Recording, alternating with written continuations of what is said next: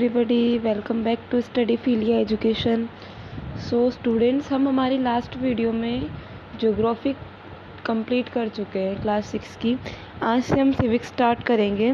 Civics में first chapter हमारा है अंडरस्टैंडिंग डाइवर्सिटी। इस चैप्टर में हम क्या पढ़ेंगे बच्चों? इस चैप्टर में हम डाइवर्सिटी को समझेंगे कि डाइवर्सिटी है क्या। डाइवर्सिटी को हम हिंदी में बोलते हैं विविधता। विविधता मतलब होता है कि अलग अलग तरह के लोग, डाइवर्सिटी अलग अलग तरह से देखी जा सकती है, मतलब कि भिन्न भिन्न तरह की चीज़ें एक साथ कैसे रहती है, कैसे अलग अलग। जैसे आप कश्मीर से लेकर कन्याकुमारी तक देखिए, हमारे देश में कितना चेंजेस मिलेगा रहन सहन में, बोल चाल में, खाने पीने में। यही होती है हमारी डाइवर्सिटी। तो अब हम डिटेल में पढ़ेंगे, हम डाइवर्सिटी समझेंगे एग्जैक्ट कि डाइवर्सिटी होती क्या है। यहाँ पे एक क्वेश्चन है, देखिए, what do you understand by diversity, यानी कि हम डाइवर्सिटी से क्या समझते हैं। तो अब यहाँ देखिए बच्चों, 3 पेंटिंग्स बनी हुई है अलग अलग ड्राइंग से।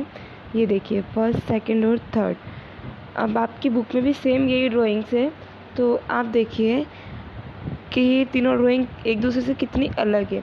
अब आप खुद एक ड्राइंग बनाइए और उसको इन तीनों ड्राइंग से मैच करके देखिए और देखिए उसमें क्या डिफरेंस है। आप जो ड्राइंग बनाओगे वो ये तीनों ड्राइंग काफ़ी अलग है।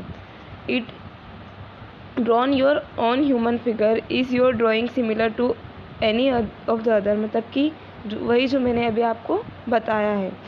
It is if it is different, it is because each one of has a unique drawing style.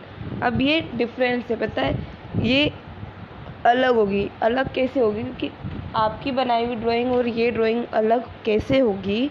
तो बच्चों, हर इंसान की ना अलग अलग ड्राइंग स्टाइल है, यूनिक ड्राइंग स्टाइल है। मतलब कुछ लोग कैसे ड्रॉ करते हैं, कुछ कैसे ड्रॉ करते हैं, वो डिपेंड करता है उनकी ड्राइंग स्टाइल पर। Similarly we are living in a diverse society. वैसे हम किस सोसाइटी में रहते हैं? तो हम डाइवर्स सोसाइटी में रहते हैं। कैसे? यार देखिए, लोग वी वियर डिफरेंट क्लोथ्स। अब हम जो लोग हैं बच्चों, क्या हम अलग अलग तरह के कपड़े पहनते हैं ना। मुस्लिम सूट पहनते हैं, हिंदू साड़ी पहनती है लड़कियां, और आप केरला साइड चले जाओगे तो वो लोग क्या, जो मेल है वो लुंगी पहनते हैं, है ना। कुछ लोग जीन्स पहनते हैं। तो ड्रेसिंग सेंस हमारा सबका अलग है। स्पीक डिफरेंट लैंग्वेजेस, मतलब कि क्या हम अलग अलग भाषाएं बोलते हैं। मैंने आपको जब ज्योग्राफी पढ़ाई थी तब मैंने आपको बताया था कि अलग अलग रीजन में हम 2 किलोमीटर दूर ही चले जाएं तो हमारी जो बोली है उसमें चेंज आ जाता है, भाषा बदल जाती है। तो हम अलग अलग तरह से बोलते हैं, है ना। कुछ लोग हिंदी बोलते हैं, कुछ इंग्लिश बोलते हैं, कुछ मराठी बोलते हैं, कुछ तमिल बोलते हैं। Belongs to different cultural background. अब लोगों का कल्चर भी अलग होता है, रिलीजन भी अलग होता है और रीज़न भी अलग होता है ना। अलग अलग रिलीजन से, कोई हिंदू है, कोई मुस्लिम है, कोई सिख है, कोई ईसाई है। जो टॉप 10 जो बच्चों हमारे रिलीजन है ना, उसमें सारे के सारे हमारे इंडिया में पाए जाते हैं। मतलब इंडिया में हर रिलीजन के लोग एक साथ रहते हैं। तो देखिए हमारी कंट्री कितनी डाइवर्स है। अब ये हमने देख लिया छोटा सा डाइवर्सिटी के बारे में इंट्रोडक्शन के डाइवर्सिटी है क्या। अब हम चैप्टर में पढ़ने क्या वाले हैं, देखते हैं। Story of Sameer 1 and Sameer 2। अब हम 2 बच्चे हैं बच्चों यहाँ पे, समीर 1 और समीर 2। हम इनकी स्टोरी से डाइवर्सिटी को समझेंगे। फिर what does diversity add to ours life. अब डाइवर्सिटी हमारी ज़िंदगी में क्या क्या ऐड करती है, डाइवर्सिटी से हम क्या सीखते हैं, क्या हम डाइवर्सिटी हमारी जो लाइफ है उसमें कैसे एग्जिस्ट करती है, हम वो देखेंगे। अब इंडिया में डाइवर्सिटी देखेंगे हम लद्दाख और केरला के एग्जाम्पल से। फिर हम यूनिटी इन डाइवर्सिटी, अब डाइवर्सिटी में विविधता में एकता, हम ये देखेंगे। तो फर्स्ट सबसे पहले हम स्टार्ट करेंगे समीर 1 और समीर 2 की स्टोरी से। ये आप आपकी बुक में खोल करके बैठ जाइए, अगर बुक आपके पास हो तो मैं स्टोरी डिस्कस करूँगी आपसे।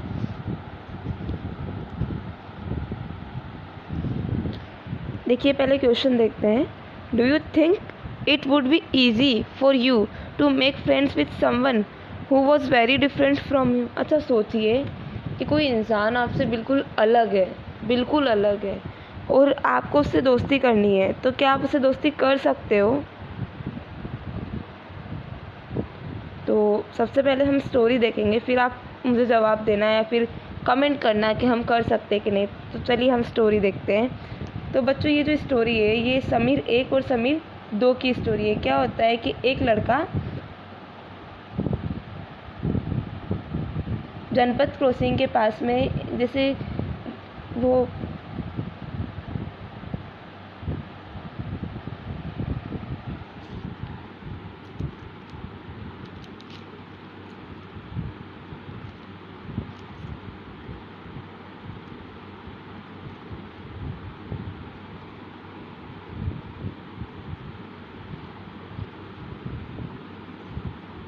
जनपथ क्रॉसिंग पर खड़ा हुआ था साइकिल से। उसने देखा कि वहाँ पे एक लड़का जो है वो न्यूज़पेपर सेल कर रहा था।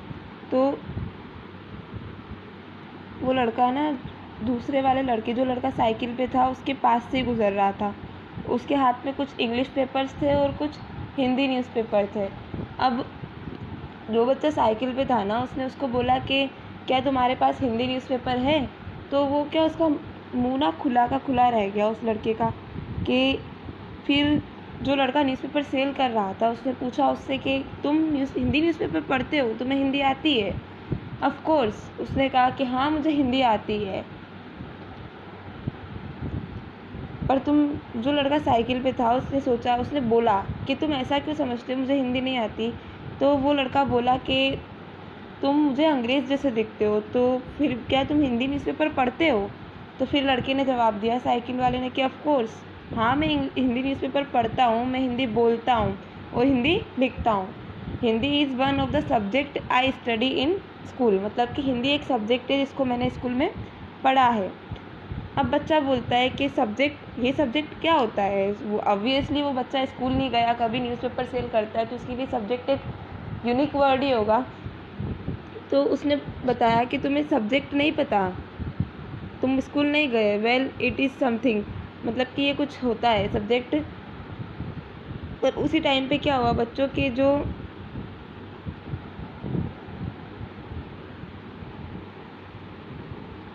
क्रॉसिंग लाइट थी वो चेंज हो गई। अब लाइट चेंज हो गई तो जैसे गाड़ियाँ जाती है ना, तो वो साइकिल वाला बच्चा वहाँ से चला गया। फिर अगले दिन वापस से वो लोग वहाँ पर मिले। वही बच्चा न्यूज़पेपर लेके खड़ा हुआ था और उसने बोला कि भैया आपका अखबार है ना, मतलब हिंदी में बोला उसने कि भैया ये लीजिए आपका अखबार।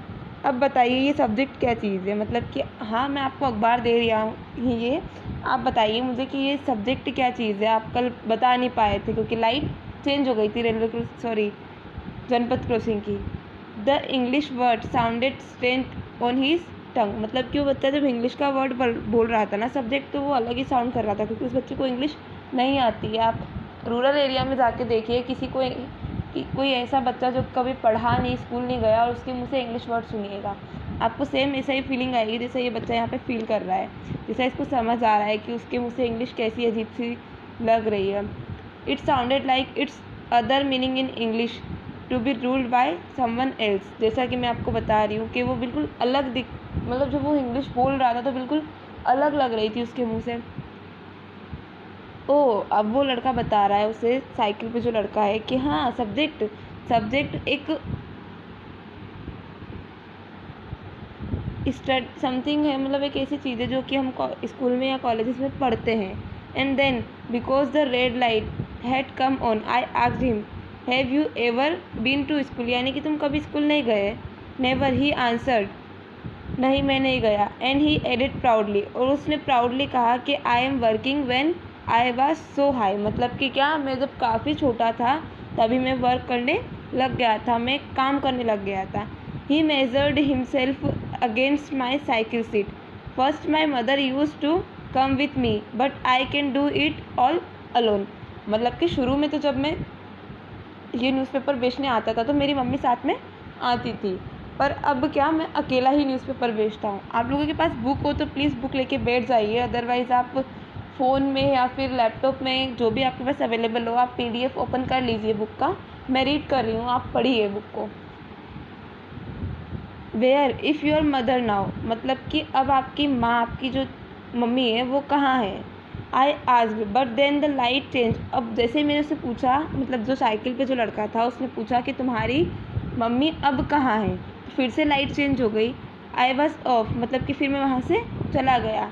आई heard him yell from somewhere behind me she is in Meerut with the rest was drawn out. मतलब कि क्या, मेरी जो, उसने फिर भी बताया उसको कि मेरी जो मम्मी है वो मेरठ में है, मेरठ में रहती है। अब अगले दिन वो फिर से मिलते हैं। अब वो मिलते हैं तो कि साइकिल वाला जो बच्चा है वो उसको बताता है कि मेरा नाम समीर है।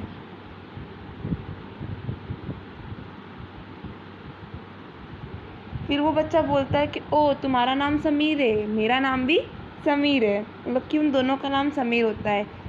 What his eyes lit up. अब वो जो बच्चा जो था ना न्यूज़पेपर वाला, वो सोच रहा था कि इसका नाम भी समीर है, मेरा नाम भी समीर है। Yes I grinned at him, it's another name for Hanuman's father.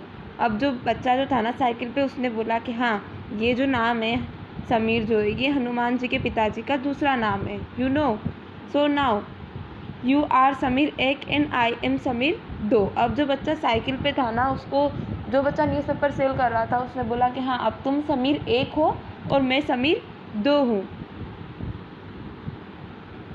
Something like that I answered and then I held out my hand. हाथ मिलाओ समीर दो। अब मैंने उसके आगे हाथ किया, ऐसे जो बच्चा साइकिल पे था उसने कि चलो हाथ मिलाओ, अब हम फ्रेंड्स हैं। ही send in my like a little bird. I could still feel its warmth as I cycled away. अब मतलब मैं वहाँ से निकल गया। जो बच्चा साइकिल पे था उसने बोला कि मैंने उससे हाथ मिलाया और मैं वहाँ से निकल गया। The next day, अब अगले दिन, he did not have his usual smile for me. अब अगले दिन जब वो मिले तो वो बच्चा हंस नहीं रहा था। जो बच्चा समीर दो जो था वो शांत था, वो हंस नहीं रहा था, मतलब वो उदास उदास सा था। तो समीर दो ने उससे पूछ लिया कि क्या हुआ दोस्त। तो उसने बताया कि जो मेरठ में है वहाँ पे ट्रबल हो रहा है, मतलब वहाँ पे दंगे चल रहे हैं। Many people are being killed. वहाँ पे जो लोग हैं वो दंगे में मारे जा रहे हैं काफ़ी। I looked at the headlines. अब मैंने जो न्यूज़पेपर की हेडलाइंस देखी है वहाँ पर क्या हो रहा है कि लोग मारे जा रहे हैं। तो अब समीर एक जो था ना, जो साइकिल पे था, उसने बोला कि हाँ, वो तो मतलब हिंदू मुस्लिम में दंगे हो रहे हैं, हिंदू तो एक साथ है, मुस्लिम एक साथ है। तो समीर दो ने बताया कि हाँ, लेकिन मैं मुस्लिम हूँ। ही सेड इन आंसर, मतलब कि उसने कहा कि मैं मुस्लिम हूँ, यानी ऑब्वियसली वो मुस्लिम है तो उसकी माँ भी मुस्लिम है। तो मेरठ में उसकी माँ रहती है, उसके सारे रिश्तेदार मेरठ में रहते हैं। अब उसकी आंखों में क्या आंसू आ गए। When I touch his shoulder he would not look up. और जब समीर एक ने उसके शोल्डर पे, समीर दो के शोल्डर पे हाथ रखा तो वो ऊपर नहीं देखा, मतलब कि क्या, वो रो रहा था क्योंकि उसकी माँ मेरठ में ही है और मेरठ में दंगे हो रहे थे। उसके बाद जो है समीर दो क्रॉसिंग पे नहीं दिखा, neither the day after nor ever again. मतलब कि उसके बाद समीर दो जो है वो वहाँ पे न्यूज़पेपर बेचने के लिए नहीं दिखा। अब समीर दो कहाँ गया होगा, आप सोचिए।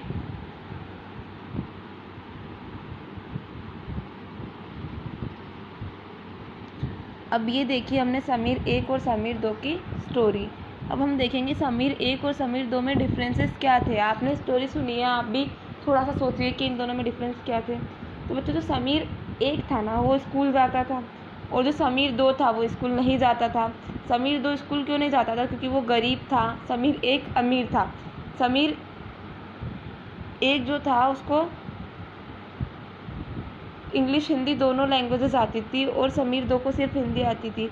और समीर एक जो है वो हिंदू है और समीर दो मुस्लिम है। फिर भी देखिए दोनों के नाम सेम है। दो अलग अलग कल्चर के, अलग अलग रिलीजन के लोग, अलग अलग लैंग्वेज जानने वाले लोग भी फ्रेंड्स हो सकते हैं। इस स्टोरी से हमने क्या सीखा? ये सीखा कि अमीर गरीब हम फ्रेंड्स हो सकते हैं। अब जो समीर दो है वो स्कूल क्यों नहीं जाता था? क्योंकि वो गरीब था, वो न्यूज़पेपर सेल करता था, है ना। समीर एक अमीर है, अच्छा खासा इंसान है, तो वो स्कूल जाता था, वो पढ़ाई करता था। Still both of them were friend. This all difference are an aspect of diversity. अब यही हमें क्या दिखाते हैं, क्या हम डाइवर्सिटी दिखाते हैं, मतलब कि देखिए दो अलग अलग धर्म के, अलग अलग कल्चर के लोग एक साथ कैसे रहते हैं।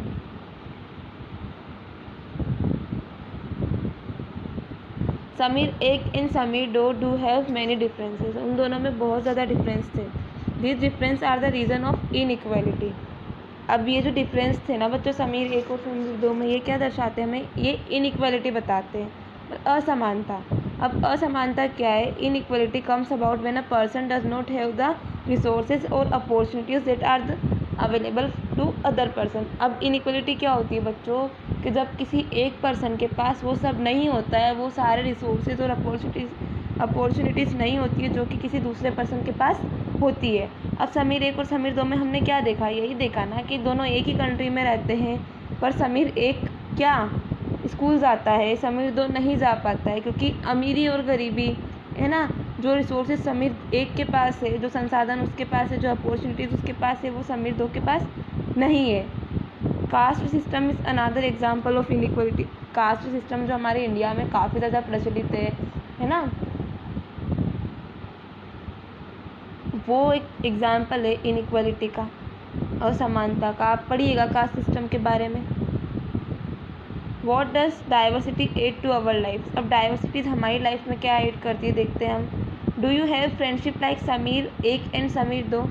क्या आपके पास भी समीर एक और समीर दो के जैसी फ्रेंडशिप है।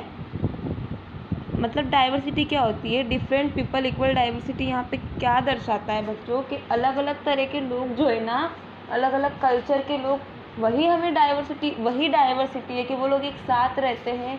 अलग अलग कल्चर के, अलग अलग रिलीजन के लोग। देखिए आप इंडिया में देखिए किस किस तरह के लोग पाए जाते हैं, कैसा खाना वो लोग खाते हैं, है ना, वही डाइवर्सिटी होती है। Imagine a situation where everything look same. अब सोचिए कि अगर सारी चीज़ें एक जैसी दिखती तो क्या लाइफ कितनी बोरिंग हो जाती है। Diversity give us uniqueness. अब डाइवर्सिटी जो है ना वो हमें यूनिकनेस देती है। Stories and story tellers. अब अच्छा सोचिए कि सब चीज़ें एक जैसी होती है तो जो भी हमें स्टोरी सुनाएगा, मान लीजिए मैं या मेरी सिस्टर है, ब्रदर है, मम्मी है, हम सब सेम एक ही जैसे सब लोग दिखते हैं, एक ही जैसे कपड़े पहनते हैं। जैसे स्कूल की यूनिफॉर्म देखिए आप, थोड़ी देर के लिए हम स्कूल जाते हैं, सब लोग सेम दिखते हैं तो हम पीछे से पहचान नहीं पाते हैं कि वो कौन जा रहा है हमारे आगे, जब तक हम उसकी शक्ल ना देख लें। तो डाइवर्सिटी हमें यूनिकनेस देती है क्या, कि हम एक दूसरे को पहचान लेते हैं। जैसे स्टोरी और स्टोरी टेलर्स का मैं एग्जांपल आपको बता रही थी कि मान लीजिए कि सब सेम होता। मान लीजिए हर कोई इंसान राजा रानी की कहानी सुनाते कि एक था राजा एक थी रानी, ये हुआ, शादी हुई, फिर राजा की डेथ हो गई, रानी ने जौहर कर लिया। ऐसी कहानी आपको हर कोई यही सुना रहा है तो देखिए लोग क्या होंगे, बोर ही हो जाएंगे obviously.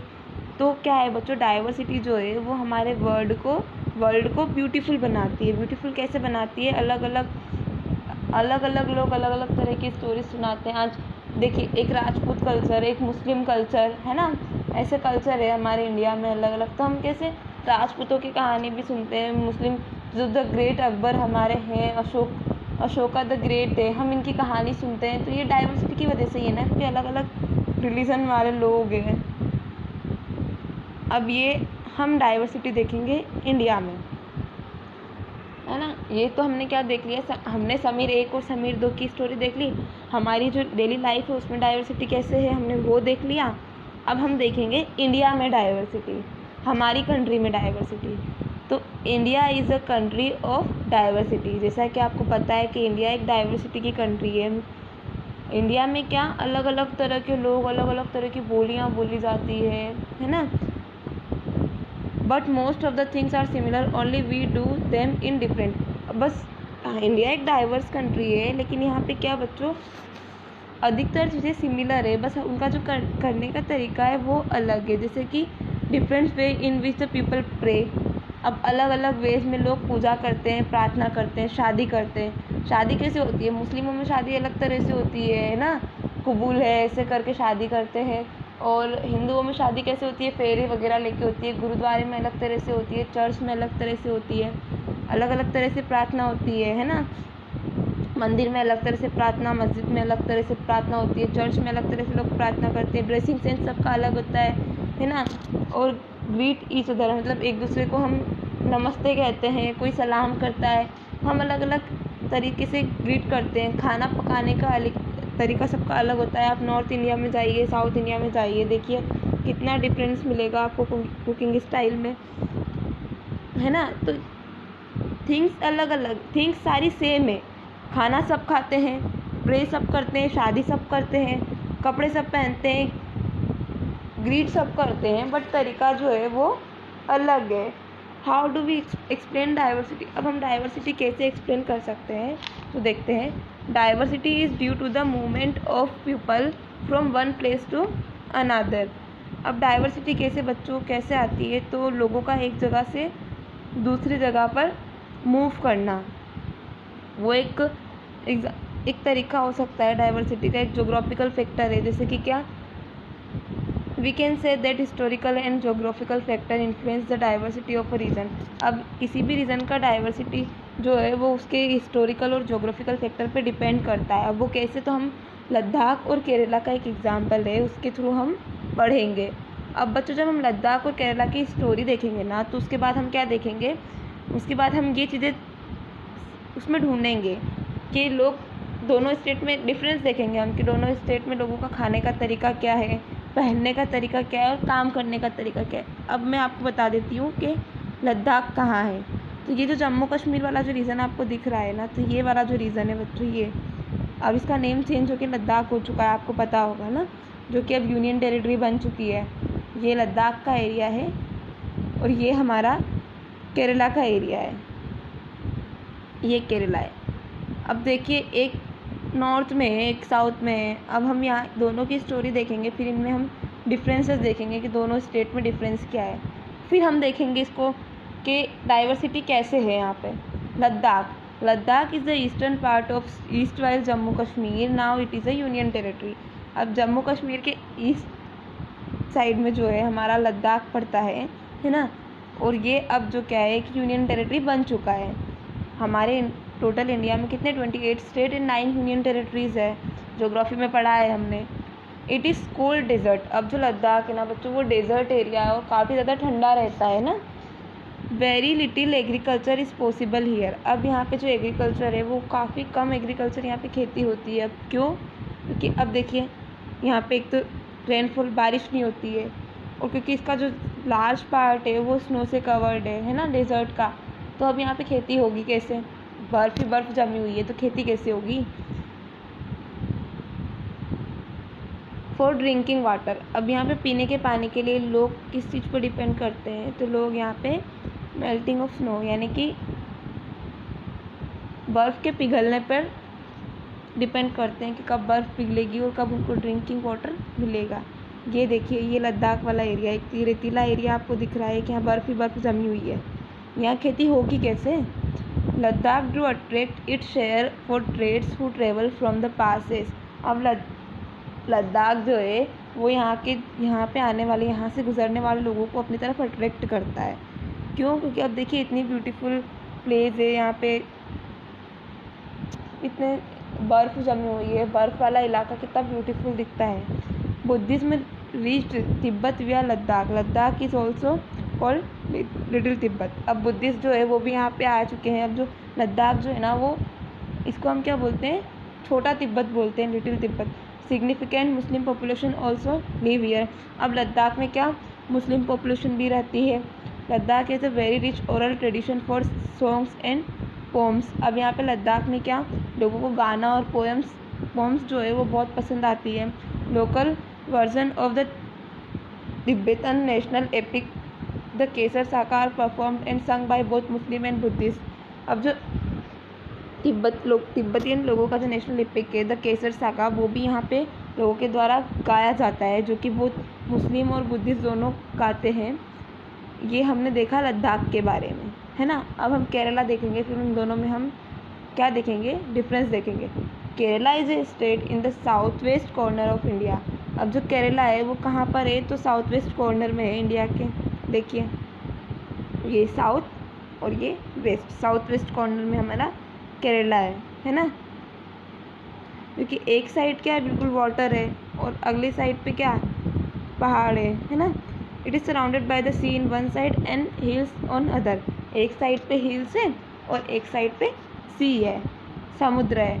A number of spices like pepper, cloves and cardamoms are grown on the this hills. मतलब कि क्या केरला की हिल्स पे जो है ये क्या पेपर, क्लोव्स एंड कार्डमोम्स जो है, इलायची, लौंग और मिर्च, ये यहाँ पर पाए जाते हैं। ये तीनों स्पाइसेस यहाँ पे पाए जाते हैं केरला में, है ना। आपको पता होगा कि जो यहाँ पे जो विदेशी लोग जो आए थे इंडिया में ट्रेड पर्पस के लिए आए थे, काली मिर्च के ट्रेड पर्पस, मसाले के लिए आए थे। उनको पता था कि इंडिया में काफ़ी अच्छे मसाले पाए जाते हैं, इसीलिए वो लोग आए थे। Jewish and Arab traders were the first who come here. अब केरला में जो फर्स्ट ट्रेडर्स थे वो कौन थे? Jewish and Arab traders. आप लोग याद कर रखिए, ये चीज़ काम आएगी आपको। 1 मार्क क्वेश्चन यहाँ से बनता है कि कौन लोग थे जो फर्स्टली केरला में आए थे इंडिया में।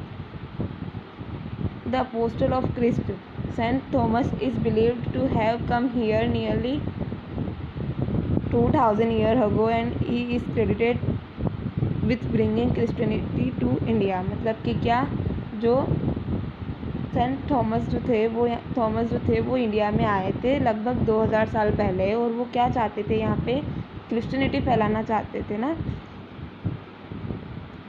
Ibn Battuta was who travelled here a little less than 700 years ago, wrote a travelogue in which he described the lives of Muslims and says that they were a highly respected community। अब जो इबन बाटुटा जो थे वो यहाँ पे आए थे 700 साल पहले लगभग, और उन्होंने एक ट्रेवलॉग भी लिखा। उसमें इन्होंने डिस्क्राइब किया है क्या मुस्लिम्स की लाइफ और उनकी लाइफ के बारे में उन्होंने लिखा है। और उसमें क्या लिखा है उन्होंने कि बहुत ज़्यादा रिस्पेक्टेड कम्युनिटी है मुस्लिमों की।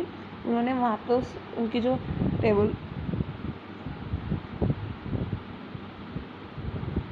ट्रेवलॉग जो है उसमें उन्होंने बताया है। Due to this historical influence people in Kerala practice different religion such as Judaism, Islam, Christianity, Hinduism and Buddhism. अब यहाँ पे कौन कौन से रिलीजन फॉलो किए जाते हैं? अब जो यहाँ पे अलग अलग तरह के लोग आए हैं, कुछ लोग यहीं रह चुके हैं, केरला में बस गए थे, तो ऑब्वियसली यहाँ पे अलग अलग तरह के रिलीजन जो है वो केरला में फॉलो किए जाते हैं। जुडाइज्म है, इस्लाम है, क्रिश्चियनिटी है, हिंदुइज्म है और बुद्धिज्म है। The fishing net was used here look exactly like the Chinese fishing net and are called the cheena vala. अब जो यहाँ पे जो फिशिंग, अब अच्छा जो केरला जो है वहाँ की मेन एक्टिविटी क्या है? एग्रीकल्चर और फिशिंग। यहाँ पे लोग मतलब खेती ज़्यादा करते हैं, तो एक फिशिंग ज़्यादा करते हैं। फिशिंग के लिए क्या मतलब चाइनीज़ नेट जो है वो यूज़ की जाती है, जिसको हम क्या बोलते हैं? चीना वाला। Even the utensil use for frying is called the cheena chatti and it is believe that the word cheen would have come from China. अब जो चीन वर्ड जो है ना बच्चों, वो चाइना से आया हुआ है ये माना जाता है। और जिन बर्तनों में ये खाना बनाते हैं उनको ये बोलते हैं चीना चट्टी। The fertile land and climate are suited to grow rice and a majority of the people were here eat rice, fish and vegetables. अब यहाँ का जो क्लाइमेट है वो चावल की खेती के लिए काफ़ी ज़्यादा अच्छा है, और यहाँ पे ज़्यादातर लोग क्या खाना पसंद करते हैं? तो यहाँ पे लोग चावल, फिश और वेजिटेबल, सब्जियाँ, मछली और चावल खाना पसंद करते हैं। The boat race is the important part of the Onam festival celebrated in Kerala. आपने ओनम के बारे में सुना होगा, फेस्टिवल होता है केरला के लोगों का। तो यहाँ पे क्या बच्चों, केरला में बोट रेस जो है वो काफ़ी ज़्यादा इम्पोर्टेंट पार्ट माना जाता है। अब कंपैरिजन देखेंगे इन दोनों के बीच में। डाइवर्सिटी है यहाँ पे ना, अलग अलग तरह के लोग अलग अलग तरह का रिलीजन फॉलो करते हैं, अलग अलग उनके खाने पीने का तरीका है, खेती करने का तरीका अलग है ना। लद्दाख में क्या लोग वो गोट पालते हैं। अब यहाँ पे नहीं, केरला में अलग तरह से लोग रहते हैं, लद्दाख में अलग तरह से रहते हैं, पर फिर भी उनमें सिमिलरिटीज़ है। कंपैरिजन देखते हैं अब। Both the place are at the different part of the countries. अब जो दोनों प्लेस है वो कंट्री के अलग अलग पार्ट में, एक नॉर्दर्न पार्ट में, एक सदर्न पार्ट में, मतलब एक नॉर्थ में लाई करता है, एक साउथ में लाई करता है। हैविंग डिफरेंट जोग्राफिकल फीचर्स हैं यहाँ पर। कैसे? तो वहाँ पे सर्दी ज़्यादा होती है, लद्दाख में बारिश कम होती है और बर्फीला इलाका है। और इसके अपोजिट केरला में क्या खेती होती है ना, एग्रीकल्चर है, यहाँ पे पानी भी है। Both are influenced by Chinese and Arab traders. अब ये दोनों जो जगह है वहाँ पे चाइनीज़ और अरब ट्रेडर्स जो है वो आकर्षित हुए हैं, दोनों जगह पर आए हैं। Geography of Ladakh is favourable for sheep rearing and their wool attract traders. अब जो लद्दाख की जो ज्योग्राफी है, लद्दाख का जो एरिया है, वहाँ पे क्या शिप जो है उसकी रियरिंग, मतलब लोग शिप्स को पालते हैं और उनकी जो वूल से, मतलब कि शिप से जो वूल निकलती है उससे लोग वहाँ पे क्या शॉल वगैरह, कपड़े वगैरह बनाते हैं। वही ट्रेडर्स को अट्रैक्ट करती है, वही चीज़ ट्रेडर्स वहाँ पे आके ख़रीदते हैं, उन लोगों से सेल करते हैं। फिर बाद में where is the geography of Kerala allowed for the cultivation of spices. मतलब कि क्या हम जोग्राफिकल एरिया जो है हमारा केरला का, वो क्या लोगों को मसालों के लिए आकर्षित करता है। Similarly our history, geography, way of life all added diversity in this world. मतलब कि क्या हिस्ट्री, जोग्राफी और रहन सहन का तरीका, यही सारी चीज़ें ना डाइवर्सिटी हमारे वर्ल्ड में ऐड करती है। अब ये तो देख लिया हमने डाइवर्सिटी। अब डाइवर्सिटी में एकता हम देखेंगे। Diversity is our strength. मतलब कि जो डाइवर्सिटी जो है बच्चों, अलग अलग तरह के लोगों का रहना, ये हमारी स्ट्रेंथ है। ये हमारी स्ट्रेंथ कैसे है? तो during the British rule people from different culture, religions and religion background comes together to oppose them.